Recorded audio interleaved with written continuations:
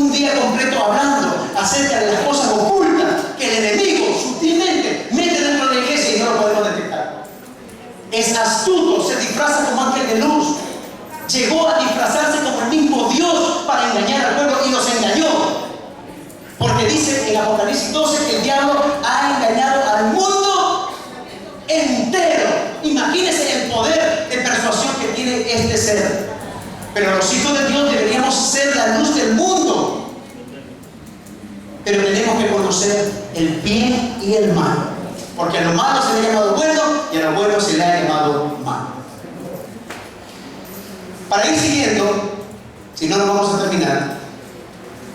Dice en Romanos 10:4, porque el fin de la ley es Cristo para justicia a todo aquel que cree. Romanos 10:4. El fin de la ley es Cristo. La ley hablaba de Jesús. Moisés habló de Jesús. Jesús, enfrentándose un día a los fariseos, a los conocedores de la ley, dijo: ¿por qué ustedes no creen en mí? Si creyeran a Moisés, entonces creerían en mí, porque Moisés de mí habló. La ley era una plataforma, la ley eran figuras o sombras de lo que habría de venir, que era Jesús. El problema que sucedió es que los ángeles que manejaban la ley querían continuar con la ley, no querían soltar las llaves para que Jesús instaurara el nuevo pacto que Dios había prometido a Abraham. Estaban usurpando, estaban tomando por sí solos, bajo la voluntad de ellos, continuar con las leyes y no dejando que la gracia de Dios, que es sobre la ley, pudiera ser derramada sobre las criaturas, sobre todo aquel que creía en Jesús. Por eso dice en Colosenses capítulo 2, versículos del 13 al 15: y vosotros, estando muertos en pecados y en la incircuncisión de vuestra carne, os dio vida juntamente con él, perdonándoos todos los pecados, anulando el acta de los decretos que había contra nosotros, que nos era contraria, quitándola de en medio y clavándola en la cruz, y despojando, oiga, a los principados. ¿A quién clavó en la cruz? Los decretos, todos los mandamientos. No porque los mandamientos fueran malos, sino que ahora venía un mandamiento que era superior, que era que nos amáramos unos a otros, porque el que ama ya no está bajo la ley, porque el que ama no transgrede la ley, porque el que ama es una nueva criatura, entonces ya no necesita la ley. Maldito todo el que está bajo la ley, porque si está bajo la ley, entonces no está bajo la gracia, porque el que está bajo la gracia dice: he aquí, todas las cosas viejas pasaron y todas son hechas nuevas. Dios no puede poner vino nuevo en odres viejos, sino que el vino nuevo se ha de poner en odres nuevos. Por eso es que Jesús le hablaba a la gente sencilla, por eso es que Jesús le hablaba a la gente que no era tan religiosa, porque la religiosidad, el legalismo, las tradiciones, los sacrificios, la avaricia de los fariseos no permitía que fuera resplandecido el evangelio en sus corazones, porque el diablo había entenebrecido los corazones de ellos. ¿Quién estaba detrás de todo esto? Las obras del diablo. A veces nosotros creemos que las obras del diablo son la borrachera, el baile, el adulterio. Jesús dijo claramente: del corazón del hombre nacen los adulterios, las fornicaciones, las guerras. Todas esas cosas nacen del corazón del hombre, no del diablo. El diablo está en otra cosa. El diablo lo que quiere es cautivar tu mente y que no te resplandezca Cristo. Hoy hay mucha gente que ha sido libre de la droga, han sido libres del adulterio, han sido libres de muchas cosas, del alcoholismo, de la ignorancia de las cosas de Dios, y sin embargo se han metido en sectas y se han metido en lugares donde no está Dios. Bien decía Jesús que la palabra de Dios es como una semilla que cae a veces en el camino, pero parte de ella cae a un costado y viene ¿qué? Las aves del cielo y se llevan la semilla. Falsos maestros ha habido desde el principio. Falsos maestros, falsos profetas ha habido desde un principio. Pablo llorando lo decía. Decía que dentro de nosotros iban a levantar falsos hermanos para engañar a las personas con doctrinas distorsionadas. Yo lo que estoy hablando no es ni siquiera doctrina. Ni siquiera es doctrina. Lo único que estoy diciendo es que la doctrina del Antiguo Testamento ya no funciona, que ahora estamos bajo el régimen del Espíritu Santo de Dios. Denle un aplauso al Señor en esta tarde. Ya Cristo me limpió, ya Cristo me renovó. Yo ya no estoy bajo la ley, estoy bajo la gracia, bajo el perdón de mi Señor Jesucristo. Nuevo sacerdote, nuevo sacerdocio, un nuevo pacto. Por lo tanto, el antiguo ya no queda más. Ahora, la misma Biblia dice: el hombre sabio de su buen tesoro sabe sacar cosas viejas y cosas nuevas. En el Antiguo Testamento hay cosas tremendas y hermosas.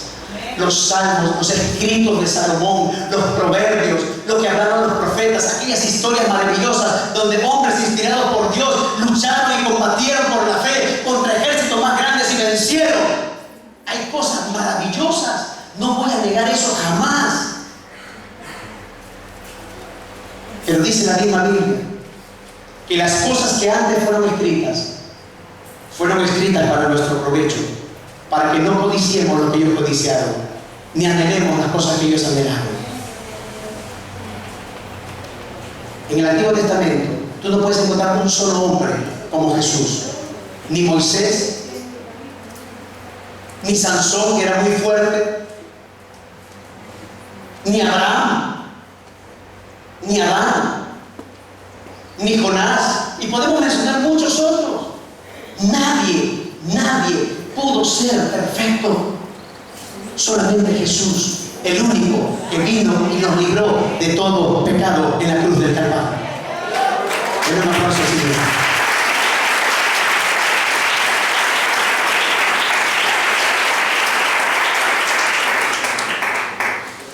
Lo que entendemos es que la ley no se podía quebrantar, ni abrogar, ni dejar que se frustre ni una tilde hasta que todo se cumpliera, como dijo Jesús. Esto era para demostrarle que con esa misma ley condenatoria terminarían matando a Jesucristo, demostrando así que la misma ley acabaría por sí sola, por su ineficacia y debilidad. Pero Jesús se sacrificó a sí mismo para salvar a los que constantemente eran acusados y atormentados con cargas pesadas y obras infructuosas, con sacrificios sangrientos, ordenanzas y mandamientos que no tenían valor alguno contra los apetitos voraces de la carne y los pensamientos malvados de sus propios dirigentes, quienes, a pesar de jactarse de su conocimiento, nunca pudieron discernir que Jesucristo, a quien mataron, era realmente el Mesías prometido, porque el diablo les había cegado el entendimiento. Todos aquellos que se aferraban a la ley no soportaban a Jesús. Cuando Jesús dijo: yo no he venido a abrogar la ley, sino a que se cumpla, no era una afirmación, sino era un confrontamiento que le estaba haciendo a los judíos. Van a cumplir la ley y la van a cumplir conmigo. Y no pudieron cumplirla. No pudieron cumplirla. Jesús empieza a anunciar la caída, el derrocamiento de un imperio de muerte. De un imperio de muerte. Les voy a dejar de tarea que lean 2 de Corintios capítulo 3, donde dice ministros de un nuevo pacto. Es más, lo voy a leer. Eso no está apuntado aquí en el folleto. Pero vamos a leerlo.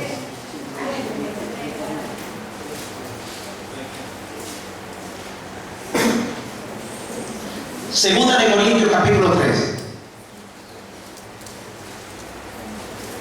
Gloria al Señor. Vamos a ir adelantándonos hasta llegar al versículo 6. Gloria al Señor. Segunda de Corintios capítulo 3, versículo 6 dice: el cual asimismo nos hizo ministros competentes de un nuevo pacto, no de la letra, óigalo, no de la letra, sino del Espíritu, porque la letra mata, mas el Espíritu vivifica. Todo lo que estaba en la letra, lo que buscaban era cómo condenar al prójimo, y ni con un dedo querían mover ellos las cargas de la ley. Y si el ministerio de muerte, perdón, ¿qué dice? ¿El ministerio de qué? Si el ministerio de muerte, grabado con letras en piedra, fue con gloria, porque sí tuvo una gloria en ese momento, claro que tuvo una gloria, fue con gloria, tanto que los hijos de Israel no pudieron fijar la vista en el rostro de Moisés a causa de la gloria de su rostro, la cual había de perecer.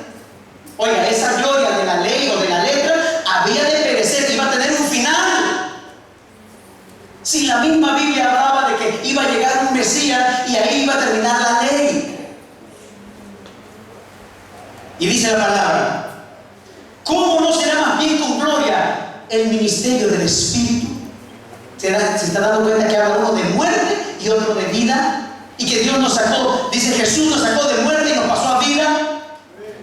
Dice la palabra, ¿cómo no será más bien con gloria el ministerio del Espíritu? Porque si el ministerio de condenación, repita conmigo, ¿el ministerio de qué? Condenación. Fue con gloria, tuvo su gloria, claro que sí, en su época tuvo su gloria. Mucho más abundará en gloria el ministerio de la justificación, porque aún lo que fue glorioso no es glorioso en este respecto, en comparación con la gloria más evidente que es Jesucristo. Yo soy el que soy, dijo Jesús. La ley no es más que Jesús. Moisés es más que Jesús. Pero los judíos tenían casi que lo idolatraban. Ellos idolatraban. Su ley la idolatraban.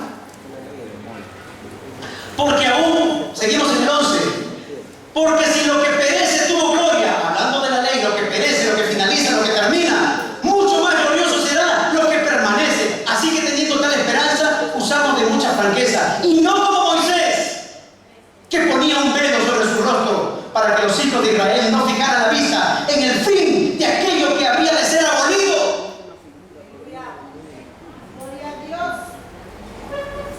Santa palabra de Dios. Aquello iba a ser abolido, eso era sombra de lo que había de venir. Pero una vez que la luz viene, las tinieblas se van en el nombre de Jesús. Gloria al Señor.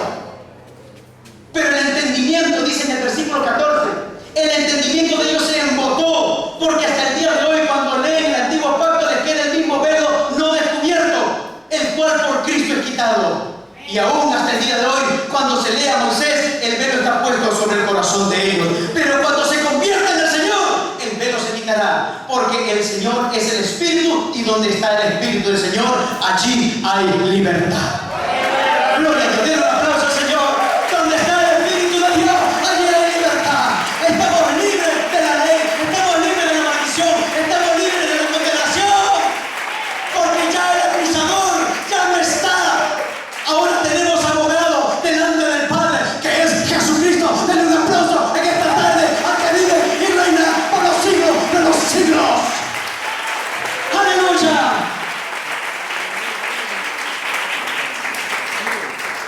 Bendito sea el nombre de Jesús. Y ahí podemos seguir leyendo.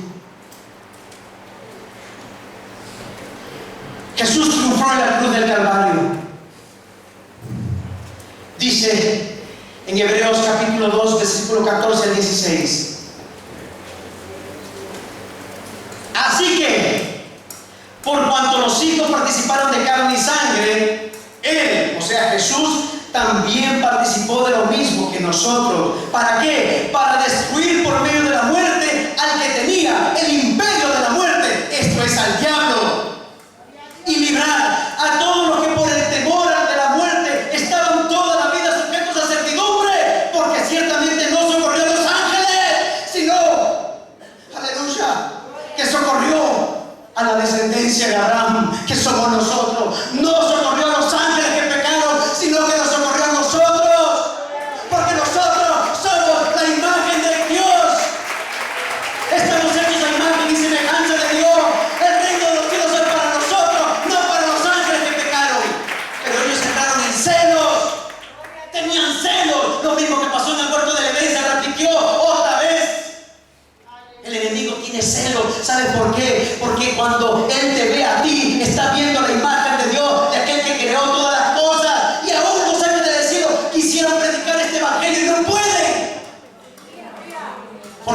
esta Biblia, querido hermano, está hecha para nosotros, para que recibamos las promesas de Dios, para que seamos participantes, como dice la palabra de Dios. Si Dios no escatimó aún a su propio Hijo, ¿cuánto más no nos dará todas las cosas juntamente con Él, hermano? Den un aplauso al Señor.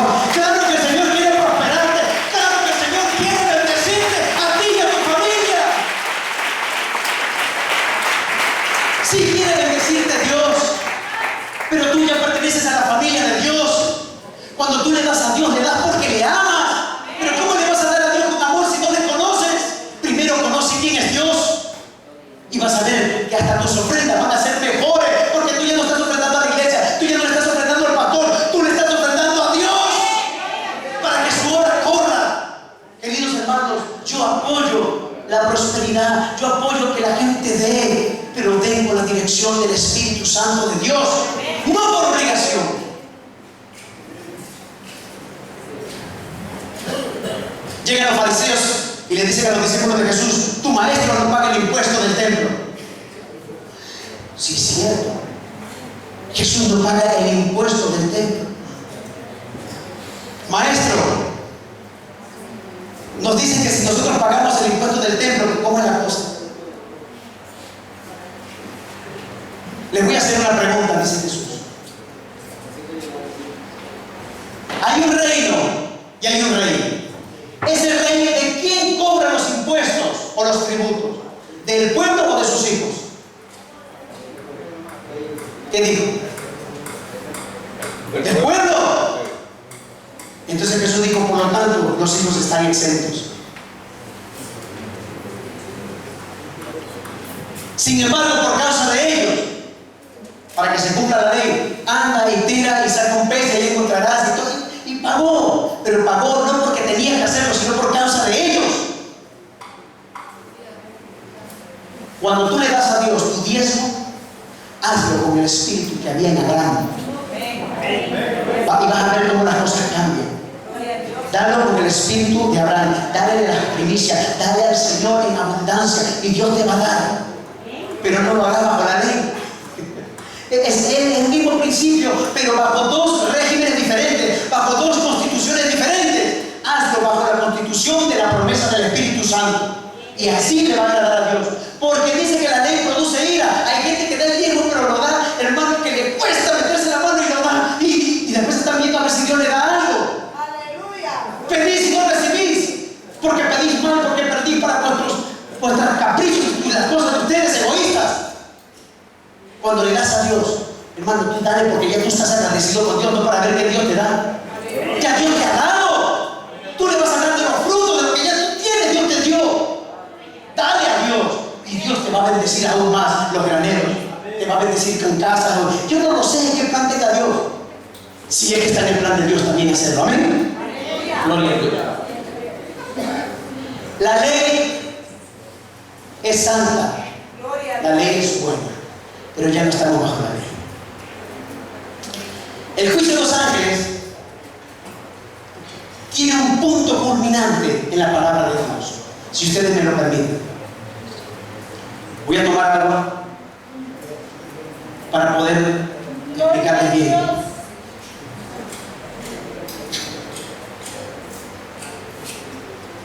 Gloria a Dios.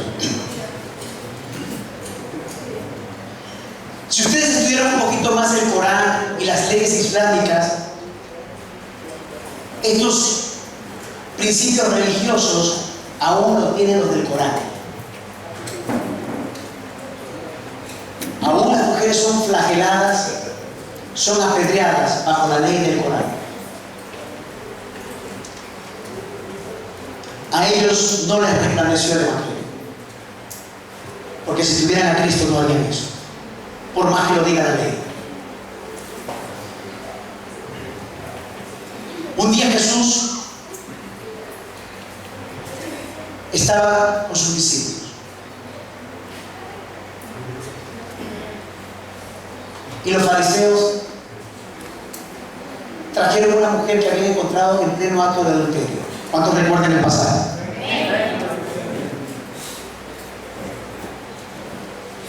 Jesús estaba inclinado en tierra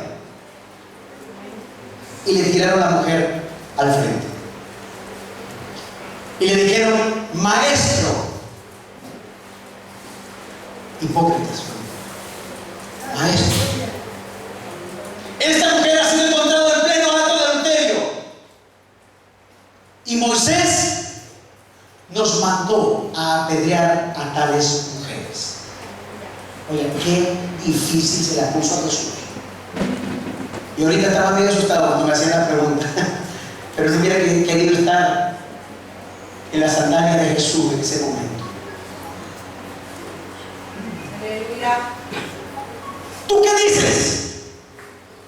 Y dice que Jesús estaba inclinado en tierra y escribía con el dedo.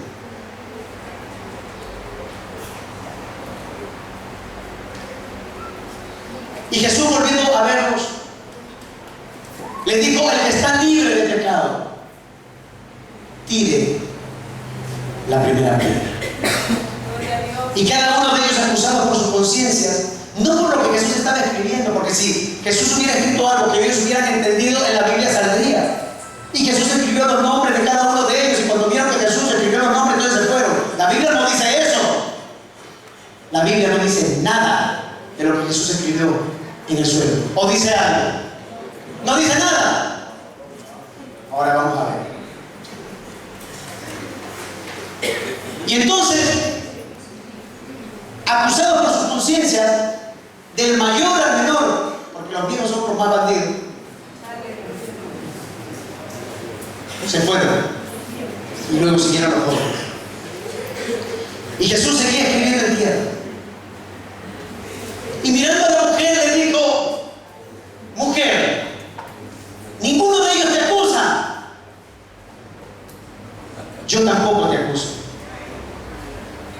Vete y no peques más. ¿Qué pasó con la ley? ¿Qué pasó con la ley? Se quebrantó la ley. Se cayó, se desmoronó. ¿Saben por qué?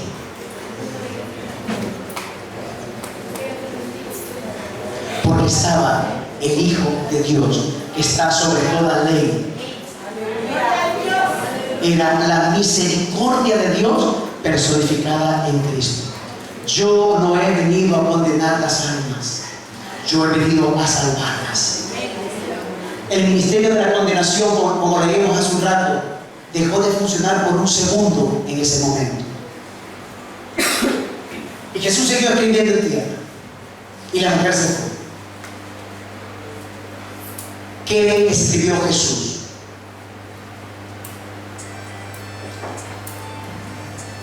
Tal vez hay algunos que ya lo sepan, no lo sé.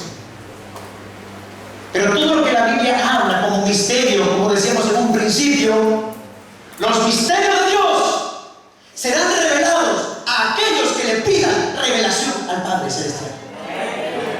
Quiera usted o no lo quiera usted, Dios quiere revelarle al pueblo toda la palabra de Dios para que entienda y le resplandezca de esta manera mejor el Evangelio y podamos entender que hay un Dios de amor, que hay un Dios de gloria, que hay un Dios de misericordia en los cielos que está dispuesto a enviar a su Hijo una y otra vez, no importa, hasta que el hombre entienda que solamente con el amor, que es el vínculo perfecto, usted va a poder conocer a un Dios de misericordia. No a un Dios de ira,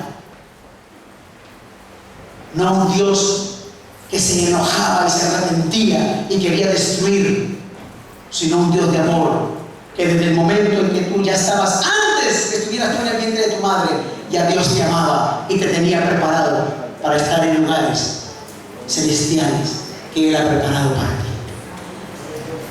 ¿Que todos se van a salvar? No. ¿Que este conocimiento te puede salvar? No. Si tú has confesado a Jesús como tu Señor y tu Salvador, tú eres salvo. El conocimiento, mi querido y amado hermano, es simplemente un banquete que Dios pone delante de ti. Y tú comes lo que tú quieres. Usted come lo que usted quiere. Usted come lo que usted quiera. Tú comes y pruebas lo que tú quieras. Si quieres te lo comes todo y si quieres nada más pruebas. Es un alimento que satisface el alma de aquel que ha conocido a Dios. Dios es amor. Jesús, cuando salva a esta mujer de ser apedreada, querido y amado hermano, hizo que se dividiera la ley. Jesús había anticipado que todo reino dividido contra sí mismo no prevalecerá. Toda cosa que se quiebra, toda cosa que se divide, no puede prosperar. ¿Por qué creen que el diablo quiere dividir a la iglesia? ¿Por qué el diablo quiere dividir a la iglesia en lugar de unirla? Porque él se ha levantado contra todo lo que se llama Dios. Siempre lo ha hecho y lo seguirá haciendo. En el capítulo 5 del libro de Daniel, ya vamos a terminar, media horita terminamos, hermanos.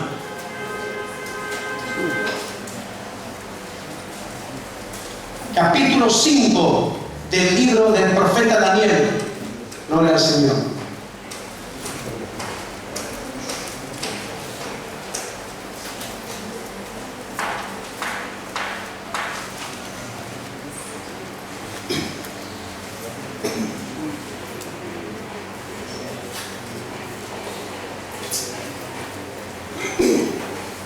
Gloria al Señor.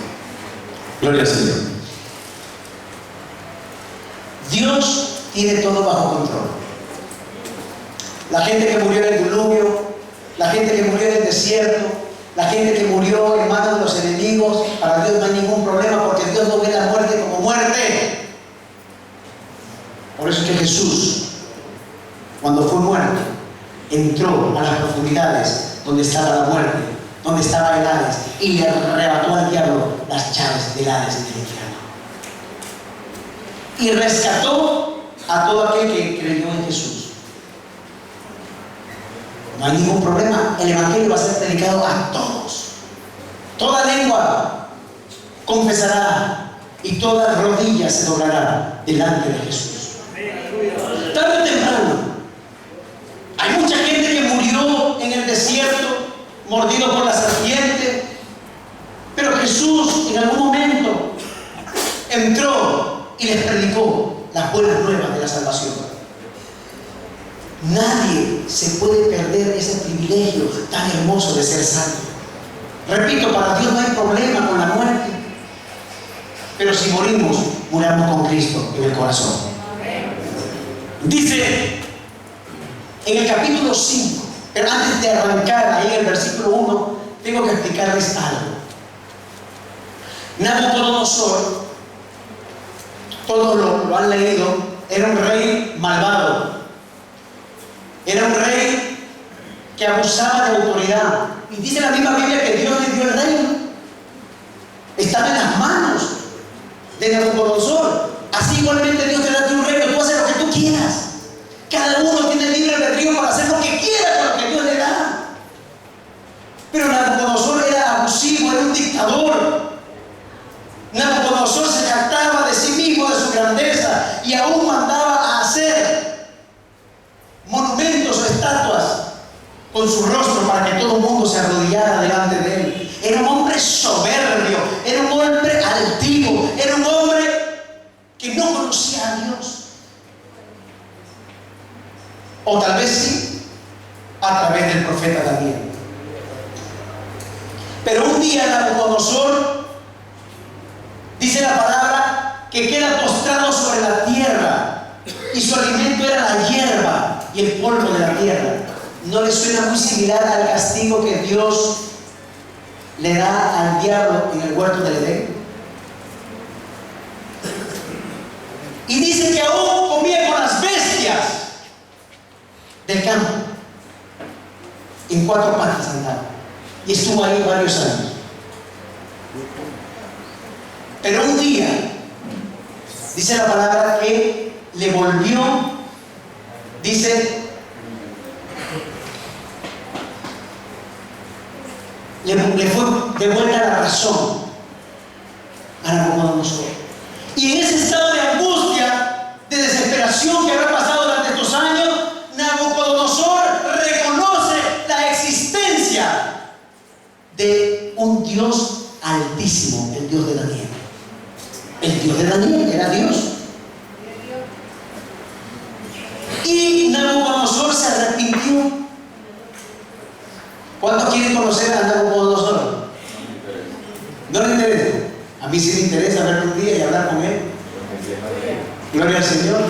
Claro, fue salvo, entendió, comprendió a Dios. Toda su maldad le fue quitada.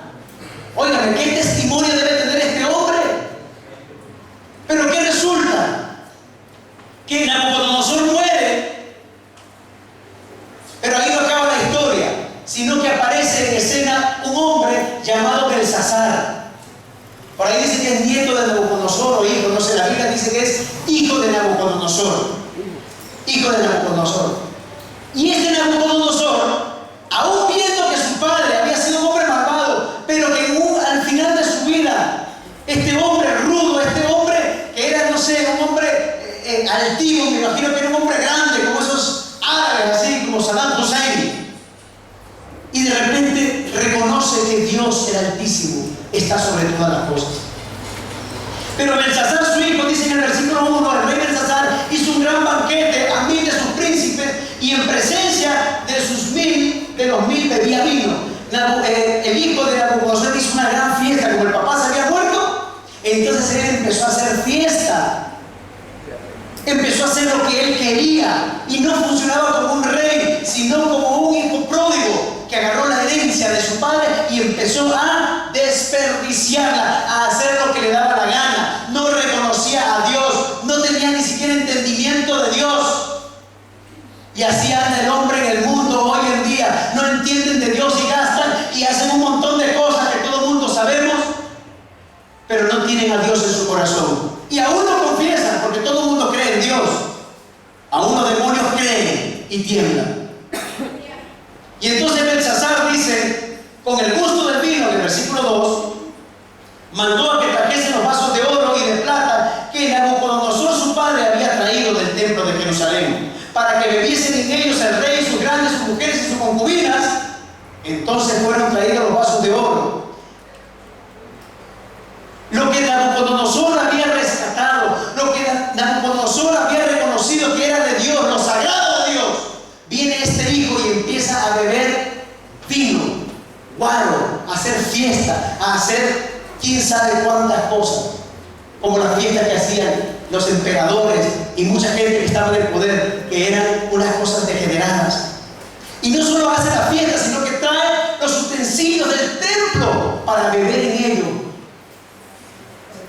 Más adelante dice, en el 4, bebieron vino y alabaron a los dioses de oro, plata, bronce, hierro y de madera y de piedra. En aquella misma hora, dice la Escritura, aparecieron los dedos de una mano de hombre que escribía delante del candelero sobre el encalado de la pared del palacio real, y el rey veía la mano que escribía. Había una mano que con el dedo escribía en la pared.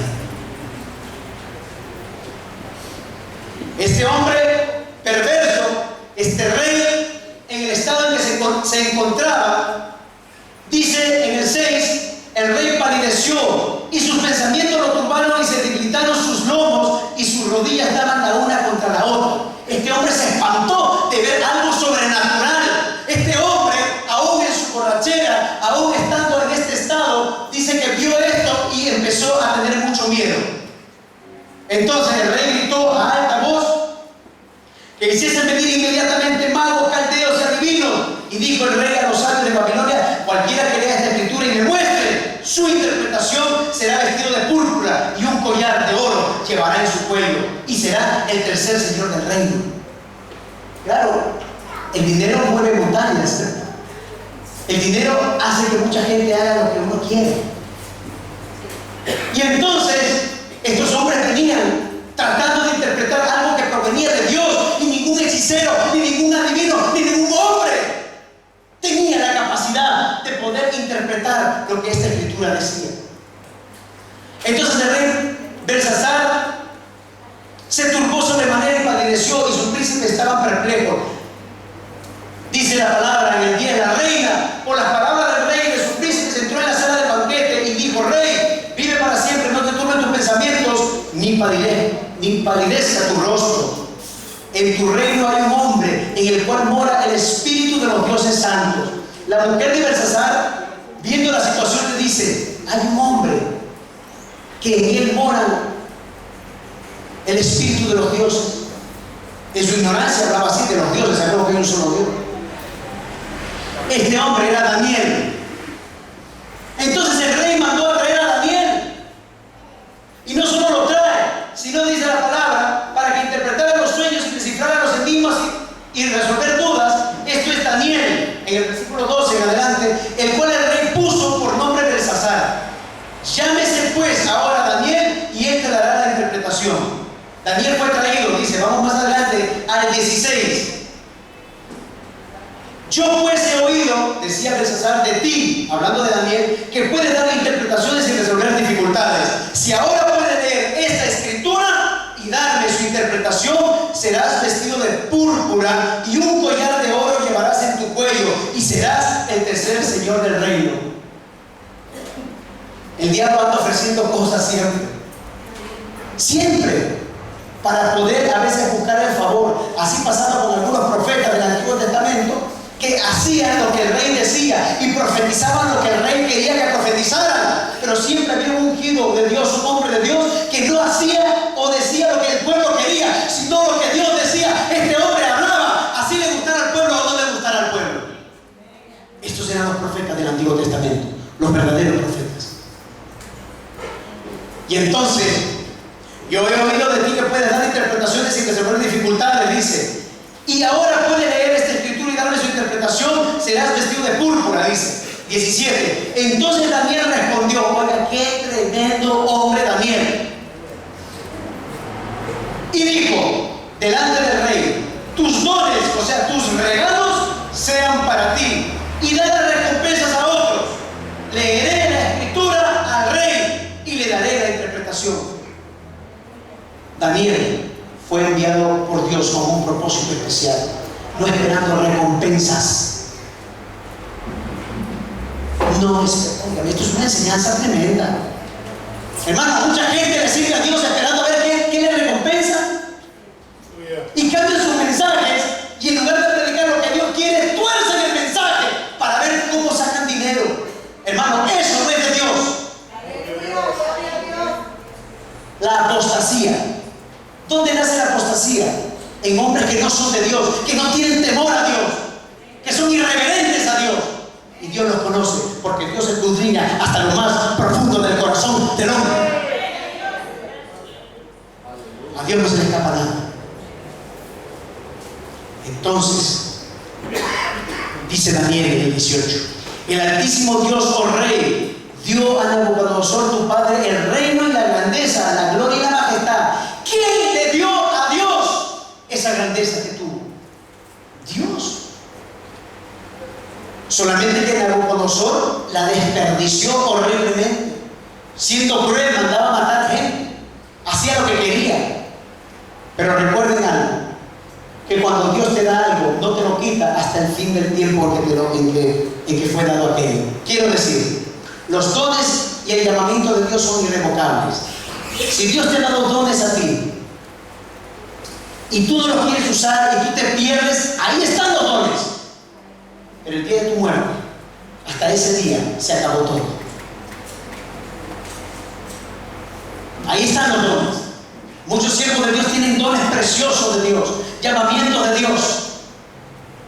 Pero hermano, se han apartado de Dios. Dice la palabra: crié hijos y los engrandecí, y ahora se han rebelado contra mí, dice el Señor. La iglesia tiene que entrar en un tiempo de arrepentimiento, y tiene que empezar por la cabeza, no por las ovejas. Arrepiéntase, le dice muchos líderes a sus ovejas. No, el que tiene que arrepentirse es usted, no su oveja, porque la oveja va a seguir donde vaya el pastor y va a oír su voz. Amén. Dice la palabra. En el en el 19. Y por la grandeza que le dio, todos los pueblos, naciones y lenguas temblaban y temían delante de él. A quien quería mataba, oiga, a quien quería mataba. Este Nabucodonosor, querido hermano, es un prototipo, es un tipo de Satanás. Dios le entregó los reinos, lo contrató. Por eso se llamaba Lucifer, portador de luz. La ley tenía que ser como una alfombra, como una especie de plataforma para recibir a Cristo. Y el diablo debía decirle a Jesús: Jesús, aquí están las llaves, aquí te entrego el reino, aquí llegó, sigues tú. Pero ya Dios sabía desde el principio, desde antes de la creación del mundo, que le iban a matar, porque el corazón tanto de los ángeles como de los hombres es perverso. Perverso. Y aún hoy seguimos muchas veces crucificando a Cristo con nuestras acciones. Dice: a quien quería mataba, engrandecía a quien quería y a quien quería humillaba. Mas cuando su corazón se ensordeció, se llenó de soberbia y su espíritu se endureció en su orgullo, fue depuesto del trono de su reino y despojado de su gloria. Lo mismo que le ocurrió a Satanás. ¿Satanás tuvo una gloria? Claro que la tuvo. Cuando fue creado. Pero usó mal. No hizo la voluntad de Dios. Y utilizó lo que Dios le había dado para destruir y no para edificar. Seguimos. En el 21 dice: y fue echado de entre los hijos de los hombres, y su mente se hizo semejante al de las bestias. Y como los árboles monteses fue su morada, hierba hicieron comer como de buey, y su cuerpo fue mojado con el rocío. Por ahí sigue. Pero en el 22, no en el 22, viendo estas cosas que habían sucedido, viendo estas cosas, el hijo, o sea, Belsasar, no recapacitó. Y dice en el 22: y tú, su hijo Belsasar, ¿no has humillado tu corazón sabiendo todo esto? Así mismo le pasó a los ángeles que no guardaron su dignidad. Dios les había entregado, mas viendo todas las cosas y sabiendo que Dios es un Dios celoso, que es un Dios firme, que es un Dios que no tendrá por inocente al culpable, estos ángeles pensaron en algún momento que nunca les iba a pasar algo. Como algunas doctrinas que hay por ahí: salvo siempre salvo. ¿Salvo siempre salvo? Óigame, el diablo creía que él era salvo siempre salvo y que Dios nunca le iba a hacer nada. Y vean dónde está ahora. No se arrepintió. El que no se arrepiente de su pecado y se aparta, no alcanzará misericordia. Hay gente que confiesa en su pecado, pero no se aparta del pecado. Hay que apartarse del pecado. Nadie verá a Dios. Solamente los que de corazón limpio verán a Dios. Gloria al Señor. Seguimos. 23, oiga lo que dice: sino que contra el Señor del cielo te has ensoberbecido e hiciste traer delante de ti los vasos de su casa. Satanás, no solamente tú te llenaste de orgullo y de vanagloria, sino que convenciste una tercera parte de los ángeles de Dios y los convenciste para que se rebelaran contra Dios. Los engañaste. No solamente Satanás fue juzgado, sino un gran grupo de ángeles. Deben haber sido millones. Seguimos. Dice: y tú y tus grandes, tus mujeres y tus concubinas bebiste vino en ellos. Además de esto, diste alabanza a dioses de plata, de oro, de bronce, de hierro, de madera, de piedra, que ni ven, ni oyen, ni saben, y al Dios, oiga, al Dios en cuya mano está tu vida y cuyos son todos tus caminos, nunca honraste. ¿Qué le dijo Jesús a Satanás en el desierto al diablo? Solo a Dios adorarás y a Él servirás. ¿Ya había sido condenado? No había sido condenado. Aún tenía la posibilidad de hacer lo que Jesús le estaba diciendo que haga: adora a Dios y sírvele a Dios. Para eso fuiste creado. Pero no quiso. Igual que Belsasar. Y viendo todas estas cosas, no quiso. Y se acabó la misericordia.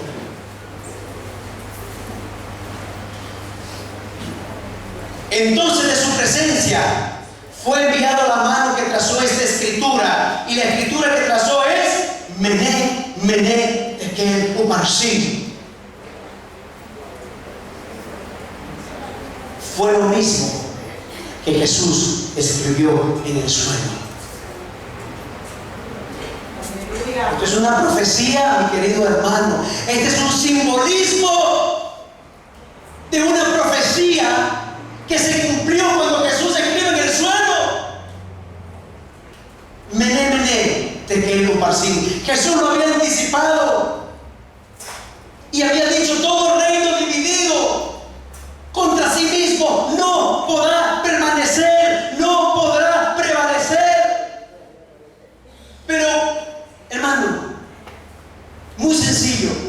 Cuando un juez o cuando una persona es condenada y va a ser sentenciada y queda firme en un juzgado, en un juicio, su condenación, un juez tiene que firmar y tiene que haber testigos y debe ser firmada un acta donde queda aquella persona condenada. El día que Satanás fue condenado fue cuando trajeron a la mujer adúltera y la tiraron ahí. Y ese día se quebrantó la ley y el reino de Satanás fue quebrantado. Y vean lo que dice la interpretación. Dice así: esta es la interpretación del asunto. Mené, contó Dios tu reino y le ha puesto fin. Pesado ha sido en balanza y fuiste hallado falto. Tu reino ha sido roto y dado a los dedos de los persas. Eso es algo que ocurrió ahí, pero proféticamente es algo que ocurrió cuando Jesús escribió en el piso. Se acabó la ley, hasta ahí llegó la ley. Tanto así que la palabra dicha por el mismo Jesús, gloria al Señor. Vean qué tremendo, gloria a Dios. Por si alguien dice que no, que la ley no fue quebrantada, que la ley no fue abolida, vamos a leer qué dijo Jesús. Dijo en San Lucas 16:16. San Lucas 16:16, que me lo lea alguien, hermano. Gloria al Señor. La ley y los profetas eran hasta Juan. Desde entonces el reino de Dios es anunciado y todos se esfuerzan por entrar en él. Gloria al Señor. La ley y los profetas eran hasta Juan. Hasta ahí se acabó. El último profeta era Juan. Dice, desde entonces, o sea, desde ese momento, el reino de Dios es anunciado y todos se esfuerzan por entrar en el. ¿Cuánto le dan un aplauso al Señor en este día? Aleluya. Gloria a Dios, al que vive y reina por los siglos de los siglos. Gloria al Señor. Gloria al Señor. Dios no estaba en este mundo. El reino de Dios no estaba en este mundo, sino que a través de Jesús, el Evangelio, que quiere decir la buena noticia del reino, era anunciado otra vez para reconciliar a los hombres, a las mujeres y a todo ser humano con nuestro Padre Celestial, que quería nuevamente reconciliarse con un mundo que estaba viviendo en tinieblas.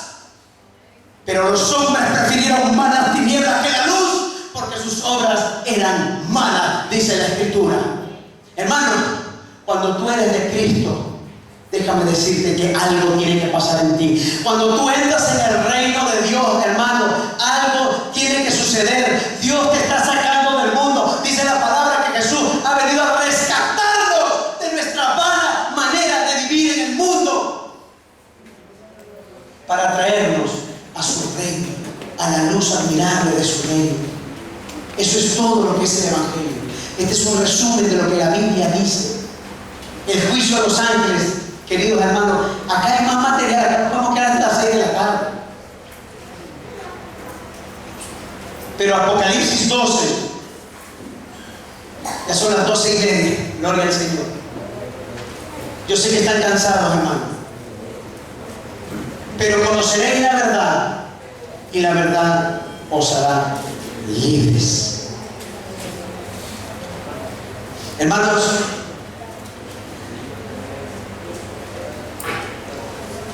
esto no es doctrina.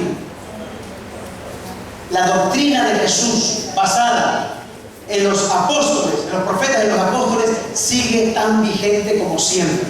Y en esto se resume toda la ley: que os améis los unos a nosotros. La ley, la perfecta ley del amor, no del odio, no de la venganza, del rencor y de la acusación, sino de la reconciliación. ¿Usted quiere ver una iglesia unida? Pregúntese por qué está desunida. Pregúntese por qué está desunida. Porque no hay amor. Porque el que aborrece a su hermano no puede decir que ama a Dios. El tal es mentiroso. Pero el que ama a su hermano ama a Dios. Para terminar,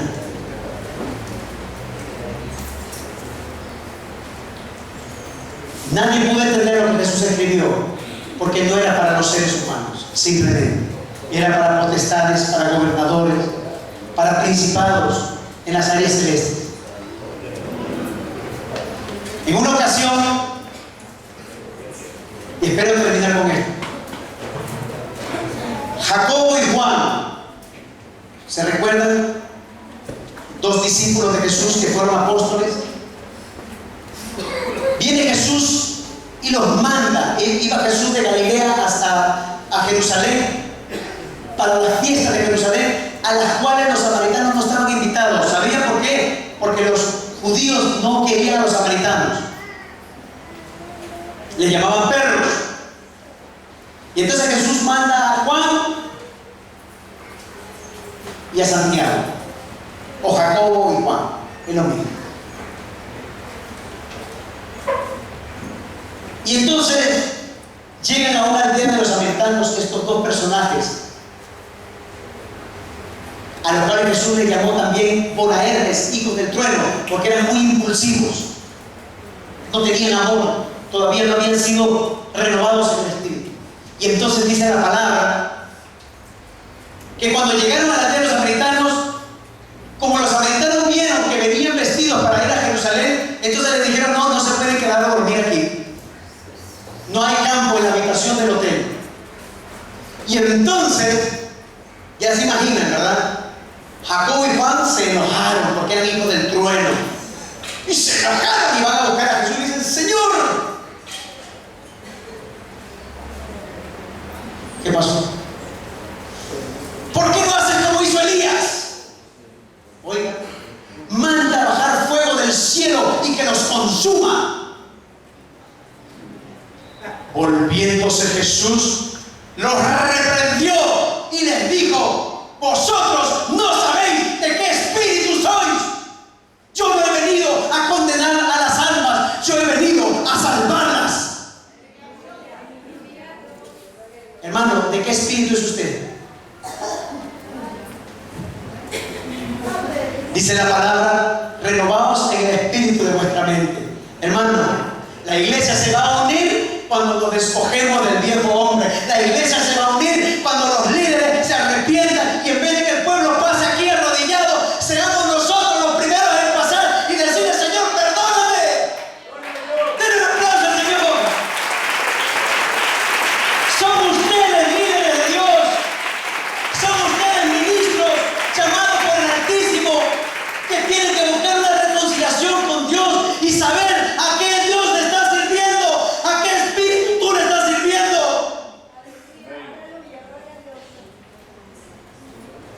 Y conocerán al verdadero Dios y Padre de Jesús. Pongámonos en pie.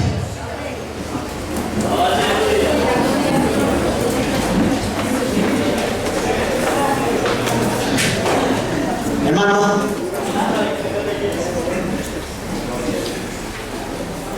si tú cambias tu manera de pensar y te acercas a Dios, que al final y al cabo el ministerio Cristo sin Fronteras lo que desea y lo que quiere, y que Dios ha puesto en mi corazón y en el corazón de los siervos que han creído su palabra, es que nos unamos, que como iglesia, queridos hermanos, no nos pase que cuando el Señor venga encuentre a sus siervos malos golpeando y reprendiendo a otros siervos.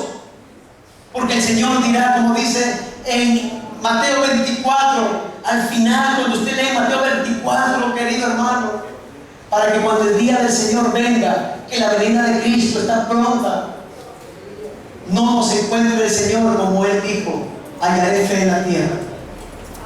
Hallará amor Dios en sus siervos. Hallará Dios amor en sus ovejas. Hermanos, si las cabezas de la iglesia, que son cada uno de ustedes, están divididos, Dios les manda a decir que se arrepientan. Despójense del viejo hombre con sus hechos, y veremos una iglesia unida, para que cuando venga el Señor no nos quedemos aquí, sino que nos vayamos a la gloria que Él ha prometido para cada uno de los que le obedecen.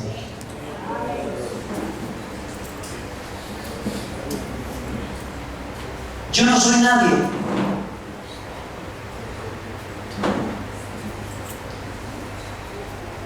Cristo sin frontera no es nada. Los templos son perecederos. Todo lo que yo acumule como riquezas algún día se va a perder. Solo los tesoros que llaman del cielo son los que van a permanecer para siempre, que son las buenas obras dentro de la iglesia de Dios. Ir donde el necesitado, ir a llevarle la palabra de un Dios de amor a aquel que no conoce a Dios. Pastores, velar por aquella perniquebrada, por aquella oveja perdida, hermano. Que los cultos no solamente sean cultos de reunión, sino que adoremos a Dios en espíritu y en verdad, porque tales adoradores mi Padre anda buscando que le adoren. Y adorar a Dios, querido hermano, no es venirle a pedir cosas a Dios, es exaltar el nombre de Dios. No por lo que Él te da, sino por lo que Él representa para ti. Porque Él es el dador de la vida. Y fuera de la vida, todas las añadiduras que Dios me pueda dar no tienen valor alguno. ¿De qué le vale al hombre ganar el mundo y perder su alma? Hermanos, yo creo que es un tiempo de, como les digo, yo no soy nada. Este altar es una representación de la presencia de Dios.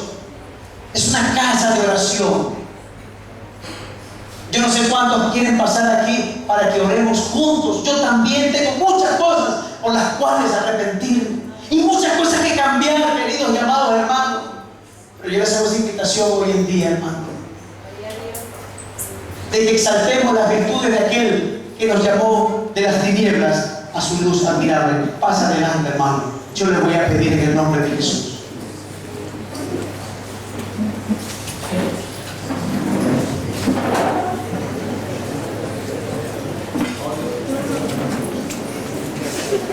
Gloria al Señor. Repito, yo no soy nada ni nadie. Solamente he venido a traerle lo que Dios puso en mi corazón. Esto más que un seminario, queridos hermanos, es volver nuestro corazón a Dios. En el nombre de Jesús.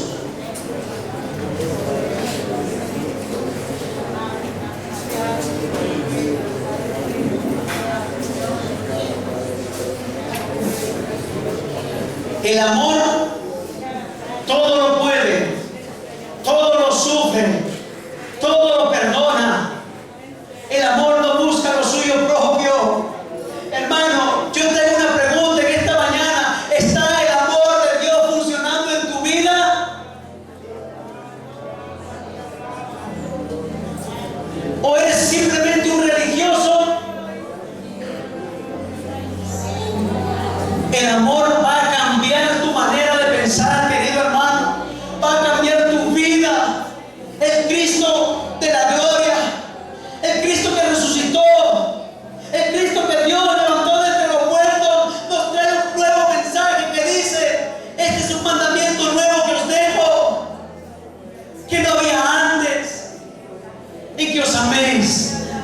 unos a los otros. En el nombre de Jesús, cuando levanta sus manos,